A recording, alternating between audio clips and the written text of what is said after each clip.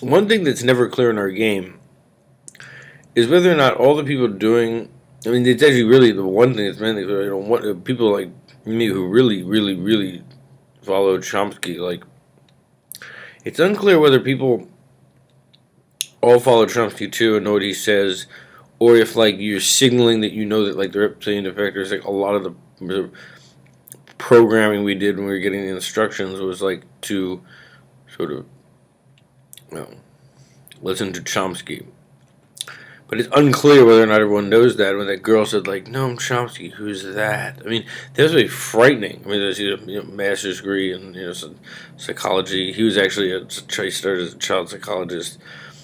People are pretending they don't know anything.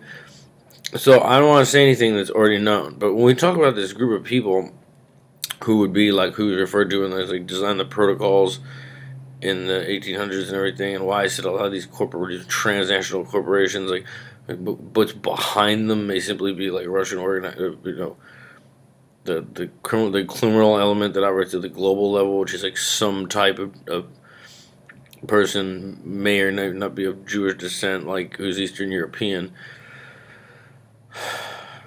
What I do want to say, but I forgive me if you know this already, because I don't know what you did down here and what you did to your consciousness, but what Chomsky said is that it's simply demonstrably false to say that the winner of the Cold War was the West in America.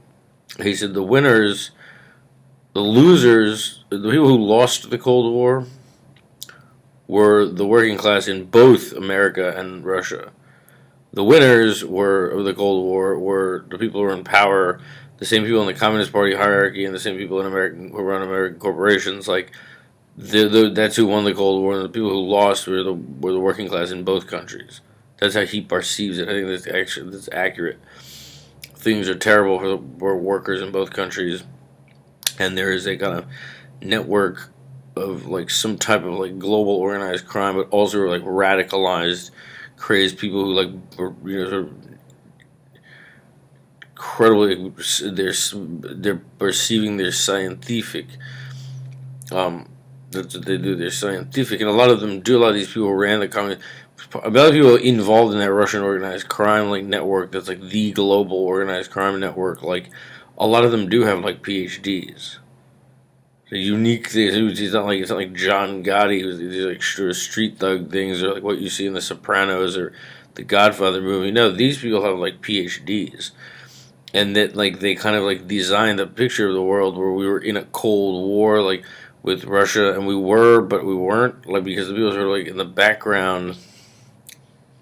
People did the planning, like strategic planning after like World War II, whatever. Right, like the sort of like I don't know, Russian Jewish like criminal transnational crime networks like controlled the situation and like benefited from like the fear in both societies, including things like my mother's generation being trained to hide under desks in case there was a nuclear attack and all that.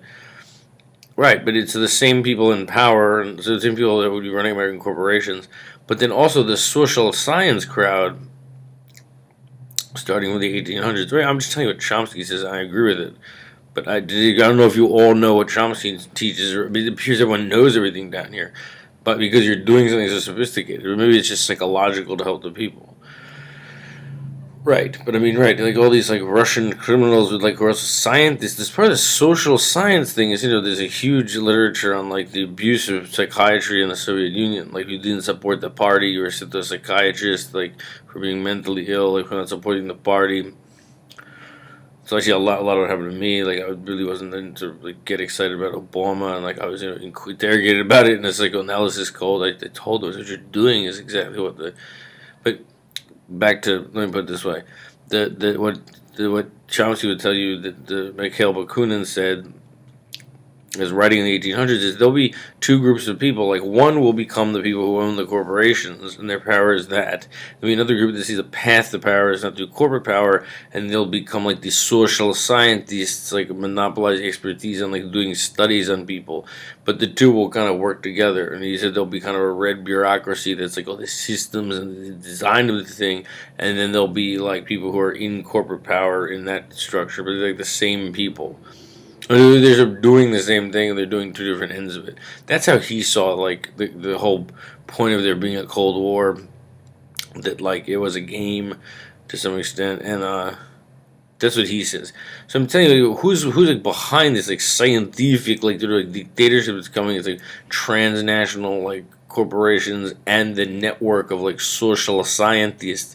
That's sort of one thing, and that it is like probably some sector of people from Eastern Europe who may or may not be in like some kind of like Jewish, I don't know. I don't know. That's just I don't know. But by no one telling us what you did down here, and if it's just psychological to help the people, I don't know if I'm telling you something everyone down here knows. Because when those guys ran by me on Market Street, like, see, Steve, some people don't believe in anything. Like that's Chomsky says that. So I don't know. Have you all been listening to Chomsky? And I'm bringing you nothing new about who might be in power right now. They even have a Don, like the brainy Don. The criminal element in like Russian, like whatever they are, Jews or not Jews, like they have master's degrees, like they're social scientists.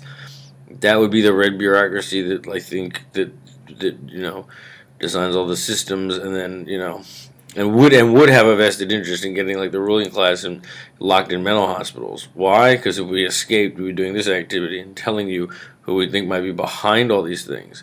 Really, they're educating people in the liberal colleges to think it's a greed and the profit motive that's like doing all these things to the planet and to human beings. That's impossible. It has to be like the criminal element. No one's just doing the kind of things they're doing to the planet, like threaten like human survival. It's impossible to do it out of greed. There'd be much more to it in terms of they're doing it so depraved.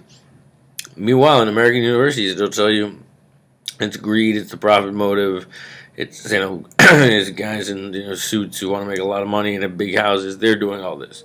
No, they're not. They're not that sick. They're just not that sick. There's things behind these things, and I think that's still, I don't know. But I wish you told me more about what you did down here and like what you know and what I know. We could figure out what task would be of service. I never know what service I'm providing. But that's okay. That's how you're doing this.